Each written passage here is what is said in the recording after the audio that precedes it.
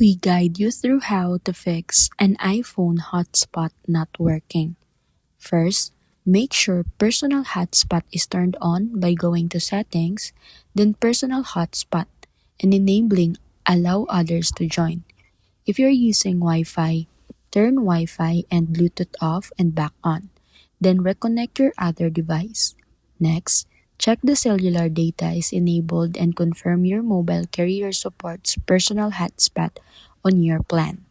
If the hotspot still isn't working, restart both your iPhone and device you're trying to connect. You should also forget the hotspot network on the other device and reconnect using the correct password. If the issue continues, go to Settings, General, Transfer or Reset iPhone, then Reset and choose Reset Network Settings.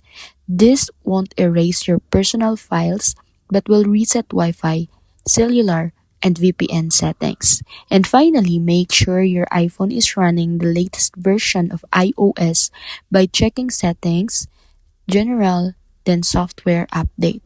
After completing these steps, test your hotspot again. If it still doesn't work, contact your mobile carrier to check for account restrictions or network issues.